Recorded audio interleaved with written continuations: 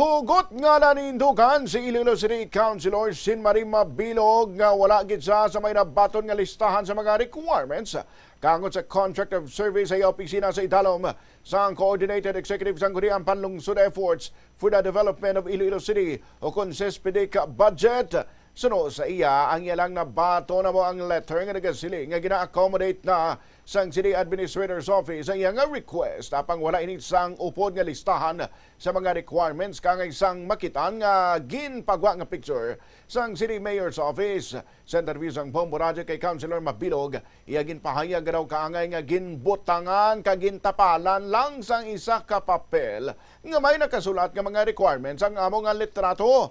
Suno kay Mabilog, hindi na dapat pagmanguon ng mga pumuluyo pag sa pagbinutig o kung hindi paghambal sang matuod. Tugang pa sang konsehal nga luyag niya mabatian ang personal nga pahayag sang alkalde bangod halin sang nagligad nga tuig wala gid ma-address ang iya concern kagang masabing nga mabatian lamang among pahayag ni City Administrator Melchor Tan kag spokesperson City nga si Joy Fantilaga Gorsal. Inahangkat man ang opisina sang alkalde nga i-under oath ang iya mga statement agud may baluan kung sino ang nagasugid sang matuod.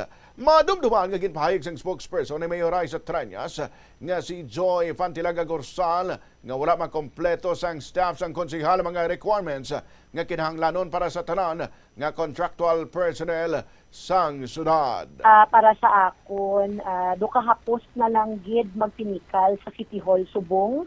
May basihan ako nga ang pagpa-receive ko sa SESPIDEC document ang una gin-tamper amo tong ipakita ko kanina nga gin-white outan and subong amo sini. I would like to clarify that the one-pager letter sent to me by the City Administrator Office last December 19 did not contain any attachment.